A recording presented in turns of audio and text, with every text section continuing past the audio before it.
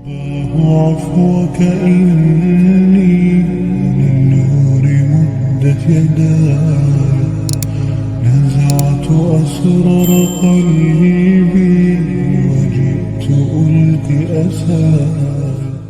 അസ്സലാമു അലൈക്കും. വെള്ളി വെളിച്ചത്തിലേക്ക് സ്വാഗതം. ബിസ്മില്ലാഹി വൽഹംദുലില്ലാഹി വസ്സലാത്തു വസ്സലാമു അലാ റസൂലില്ലാഹി വഅലാ ആലിഹി വസഹ്ബിഹിൽ ഫായിസീന ബിർളില്ലാഹ്.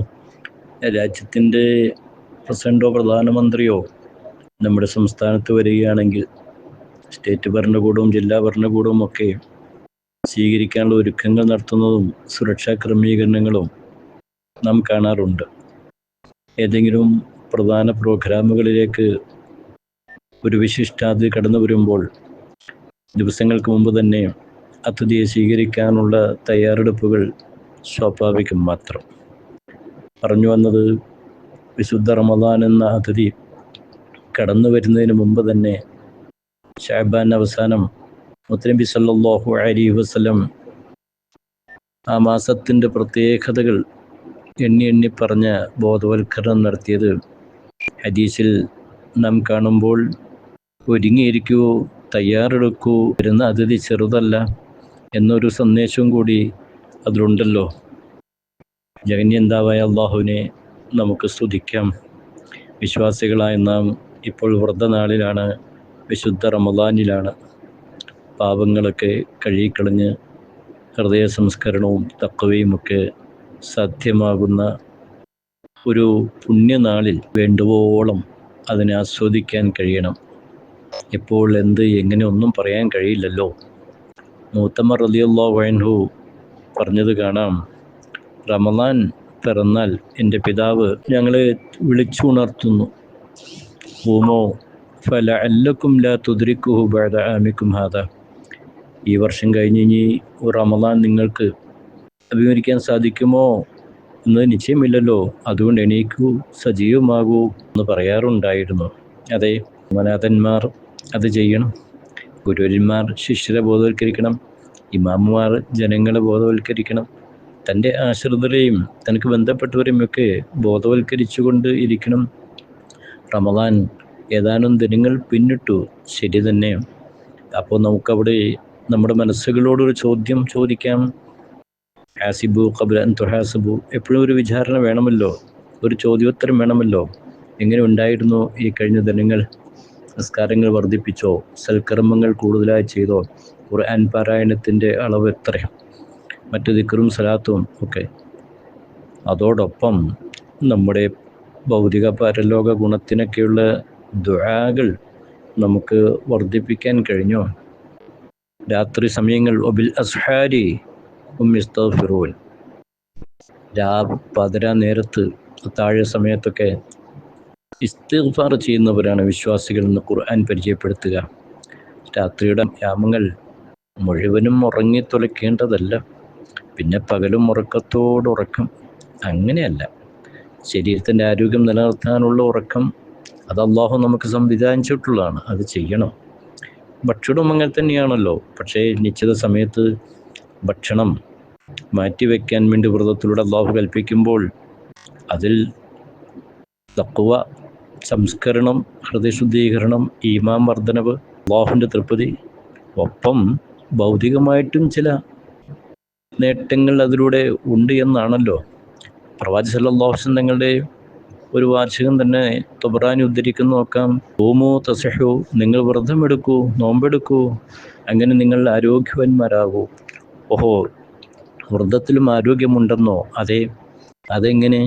അതെ, ഭക്ഷണത്തിൻ്റെ അമിത ഉപയോഗം ജനങ്ങളെ വല്ലാതെ രോഗികളാക്കുന്നുണ്ട്, ക്ഷീണിതരാക്കുന്നുണ്ട്, പല ബുദ്ധിമുട്ടുകൾക്കും നയിക്കുന്നുണ്ട്. ആവശ്യത്തിലും അധികം. അതുതന്നെ ആരോഗ്യത്തിന് ഗുണകരമില്ലാത്ത ചില ഫുഡ് സംസ്കാരങ്ങളുമൊക്കെ വലിച്ചു വാരി തിന്ന് എന്ത് കിട്ടിയാലും ഉള്ളിലേക്ക് കയറ്റുന്നു. അങ്ങനെയല്ല, അതിനൊക്കെ ചില ക്രമങ്ങൾ പ്രവാചകൻ സ്വല്ലല്ലാഹു അലൈഹി വസല്ലം ഇഷ്ടപ്പെട്ടതുമൊക്കെ ഹദീസിലൊക്കെ ഉണ്ടല്ലോ. അപ്പം അങ്ങോട്ടൊന്നും നോക്കാനോ ശ്രദ്ധിക്കാനോ പലർക്കും താല്പര്യമില്ലാത്ത ഒരവസ്ഥ വിശേഷം. വ്രതം യഥാർത്ഥത്തിൽ ആരോഗ്യത്തിന് ഗുണം ചെയ്യുന്നുണ്ട്. അതാണല്ലോ നിബിധങ്ങൾ നിങ്ങൾ ആരോഗ്യവാന്മാരാകൂ എന്ന് പറഞ്ഞ്. അമേരിക്കയിലെ പ്രസിദ്ധനായ വൈദ്യശാസ്ത്ര രംഗത്തെ ഒരു വിശ്വഗുരൻ വിദഗ്ധൻ മാക്വാഡൻ വ്രതത്തെക്കുറിച്ച് ഒരു ഗ്രന്ഥം തന്നെ എഴുതിയിട്ടുണ്ടത്രേ. അപ്പോൾ അതിൽ ശരീരത്തിൻ്റെ ആരോഗ്യത്തെക്കുറിച്ചിട്ടാണ് അദ്ദേഹം സംസാരിക്കുന്നത്. ശരീരത്തിലേക്ക് അടിഞ്ഞുകൂടുന്ന കൊഴുപ്പുകൾ പോകുവാനും അതുപോലെ ഭക്ഷണത്തിലൂടെയും മരുന്നിലൂടെയൊക്കെ വന്നു ചേരുന്ന ചില വിഷാംശങ്ങളൊക്കെ ദൂരീകരിക്കുവാനുമൊക്കെ വ്രതം കാരണമാകും. അതുപോലെ രോഗികളല്ലാത്ത ആളുകളും വ്രതമെടുക്കൽ നല്ലതാണ് എന്ന് അദ്ദേഹം സമർത്ഥിക്കുന്നുവെങ്കിൽ നമ്മുടെ നാട്ടിലെ വൈദ്യന്മാരോടും ഡോക്ടർമാരോടൊക്കെ ഒന്ന് ചോദിക്കൂ. ഈ നിശ്ചിത സമയത്ത് ആഹാരം ഒന്ന് മാറ്റിവെച്ച് ഇസ്ലാം പറഞ്ഞ ഈ നോമ്പിൻ്റെ ആരും അത് മോശമെന്നോ വിനാശകരമെന്നോ പറയാൻ ബുദ്ധിയുള്ളവരോ നിഷ്പക്ഷവാദികളോ തയ്യാറാവില്ല. പറഞ്ഞു വന്നത് ഭൗതികമായ അനുഗ്രഹങ്ങളും അത് നിസ്കാരത്തിലും ഒക്കെ ഉണ്ടല്ലോ. ഈമാൻ്റെ വർധനവും അള്ളാഹുവിൻ്റെ പൊരുത്തത്തോടൊപ്പം ചില ശാരീരിക ആരോഗ്യ രഹസ്യങ്ങളുമൊക്കെ അതിലൂടെ വന്നു ചേരുന്നു. അത് ഭൗതികമായ കാര്യങ്ങൾ. നാം പടച്ച തമ്പുരാൻ കൽപ്പിക്കുന്നു, നമ്മോട് അള്ളാഹുവിന് നിയമം നടപ്പാക്കുന്നു, മുത്തനബി സല്ലല്ലാഹു അലൈഹി വസല്ലം ഉപദേശിക്കുന്നു, നാം അത് ചെയ്യുന്നു. അബൂ ഉമാമ റളിയല്ലാഹു അൻഹു പറയാണ്, ഞാൻ നബി സല്ലല്ലാഹു തങ്ങളോട് ചോദിച്ചു, മുർനി ബി അംരിൻ അഖ്ദു അൻക, അങ്ങയിൽ നിന്ന് ഒരു പ്രധാന കാര്യം എനിക്ക് പറഞ്ഞു തരൂ, ഞാനത് ശരിക്കും പരിപാലിച്ച് കൊണ്ടുനടന്നോളാം. അപ്പോൾ നബി സല്ലല്ലാഹു അലൈഹി വസല്ലം തങ്ങൾ പറഞ്ഞു, അലൈക ബിസ്സൗം ഫഇന്നഹു ലാ മിസ്ല ലഹ്, നോമ്പെടുക്കൂ, വ്രതം ചെയ്തോളൂ, അതിന് തുല്യമായി മറ്റൊന്നുമില്ല. നബി സല്ലല്ലാഹു അലൈഹി വസല്ലം വ്രതാനുഷ്ഠാനികളെ ധാരാളം പ്രോത്സാഹിപ്പിച്ചിട്ടുണ്ട് ഇല്ലേ. നോമ്പുകാരൻ്റെ ദുആകൾക്ക് തന്നെ കിട്ടാൻ പോകുന്ന ഉത്തരങ്ങളും നാളെ വരാനിരിക്കുന്ന സ്വർഗലോകത്തിൽ സായിമീങ്ങൾ നോമ്പുകാരെ പ്രത്യേകം പടച്ചതമ്പുരാൻ്റെ നേട്ടങ്ങൾ വാരിക്കൂട്ടാൻ അവസരമുണ്ടാകുന്നതുമൊക്കെ ഹദീസിൽ പ്രവാചക സല്ലല്ലാഹു അലൈഹി വസല്ലം തങ്ങൾ നമ്മെ ഉത്ബോധിപ്പിക്കുമ്പോൾ, സുഹൃത്തുക്കളെ, സഹോദരി സഹോദരങ്ങളെ, ആ വിശുദ്ധ റമളാനിലാണ് നാം. റമളാനു ഇലാ റമളാൻ വൽ ജുമുഅത്തു ഇലൽ ജുമുഅ വസ്സലാത്തു ഇലസ്സലാ മുകഫിറാത്തും ബൈനഹുന്ന. റമളാൻ മറ്റു റമളാൻ വരെ, അതിൻ്റെ ഇടയിൽ ഒരു ജുമുഅ മറ്റു ജുമുഅ വരെ, നിസ്കാരം മറ്റൊരു നിസ്കാരം വരെ, ഇടയിലുള്ള എല്ലാത്തിനെയും ദോഷങ്ങൾ പൊറുപ്പിക്കുന്നതാണ് എന്ന് പറഞ്ഞു.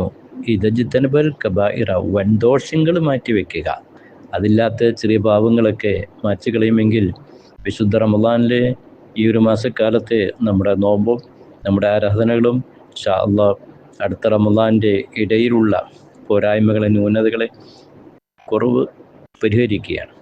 അപ്പോൾ റമളാനെ സ്വീകരിക്കാൻ ഒരുങ്ങിയിരിക്കണമെന്ന് ഹബീബായ നബി കരീം സല്ലല്ലാഹു അലൈഹി വസല്ലം തങ്ങൾ ഉപദേശിച്ചപ്പോൾ റമളാൻ്റെ ഒരുപാട് പ്രത്യേകതകളൊക്കെ പറഞ്ഞല്ലോ.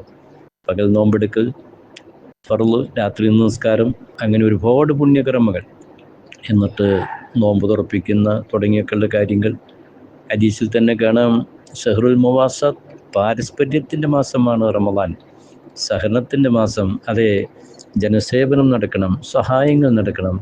അല്ലാ ഇന്നലെ ദുബായിൽ നമ്മുടെ സ്ഥാപനങ്ങളുടെ ചില ബുദ്ധിമുട്ടും കടം പറഞ്ഞപ്പോൾ ഒരു സഹോദരൻ എൻ്റെ കയ്യിലേക്ക് 5 ലക്ഷം രൂപ ഏൽപ്പിക്കുകയാണ്. ഒരാളാണോ രണ്ടാളാണോ, ആയിരക്കണക്കിന് സുമനസ്സുകൾ ഇങ്ങനെ പാവങ്ങളിലേക്ക്, വിദ്യാഭ്യാസ സംരംഭങ്ങളിലേക്ക്, നന്മകൾ വർദ്ധിപ്പിക്കുന്ന മേഖലകളിലേക്ക് അവർ സക്കാത്ത് കൊടുക്കുന്നു, സദഖകൾ ചെയ്യുന്നു. ഇവിടെ ഗൾഫ് രാജ്യത്തെ പള്ളികൾ കാണാം, മഗ്രിബിനും അസ്ർ കഴിഞ്ഞാൽ നൂറുകണക്കിന്, ആയിരക്കണക്കെന്ന് പറഞ്ഞാലും തെറ്റില്ല, ഭക്ഷണപ്പൊതികൾ, നോമ്പ് തുറക്കാനുള്ള വിഭവങ്ങൾ, അതെ, നല്ല മനസ്സിൻ്റെ ഉടമകൾ അത് ദാനം ചെയ്യുകയാണ്. സഹോദരന്മാരുണ്ട്, വ്യവസായ പ്രമുഖരൊക്കെ ഉണ്ട്. അത് ഇത് നടക്കണം. പാവങ്ങളുടെ വിഷമങ്ങൾ കണ്ടറിയണം, പട്ടിണിക്കാരുടെ പരിഭവങ്ങൾ അത് മനസ്സിലാക്കണം മറ്റുള്ളവർ. അള്ളാഹു തന്ന അനുഗ്രഹങ്ങൾ നാം നമ്മിൽ മാത്രം ഒതുക്കി നിർത്തേണ്ടതല്ല. വേദനിക്കുന്നവൻ്റെയും കണ്ണുനീർ ഒലിക്കുന്നവൻ്റെയും വിഷമങ്ങൾ പേറി നടക്കുന്നവൻ്റെയും വേദനകൾ മനസ്സിലാക്കി സഹായഹസ്തങ്ങൾ എല്ലാ കാലത്തും ഉണ്ടാകണം, വിശിഷ്യ വിശുദ്ധ റമളാൻ മാസത്തിലും ഉണ്ടാകണം. അതുകൊണ്ട് തന്നെ ഈ പുണ്യ റമളാൻ മാസത്തെ ഇൻഷാ അള്ളാഹ് ഇബാദത്തുകളെ കൊണ്ടും സൽക്കർമ്മങ്ങളെ കൊണ്ടും ഒപ്പം ജനസേവന സഹായ പദ്ധതികളെ കൊണ്ട്, സംരംഭങ്ങളെ കൊണ്ടും നമുക്ക് ധന്യമാക്കാം. അല്ലാഹു റബ്ബുൽ ഇസ്സത്ത് ഒരുപാട് അനുഗ്രഹം റമളാൻ്റെ പ്രത്യേകത നൽകുന്ന സൗഭാഗ്യവാനിൽ മുഅ്മിനീങ്ങളിൽ മുത്തഖീങ്ങളിൽ ഉൾപ്പെടാൻ നമുക്കെല്ലാവർക്കും പരമാവധി ശ്രദ്ധിക്കാം. ജഗന്യന്താവായ അള്ളാഹു അനുഗ്രഹിക്കട്ടെ. വആഖിറു ദഅ്വാനാ അൽഹംദുലില്ലാഹി റബ്ബിൽ ആലമീൻ.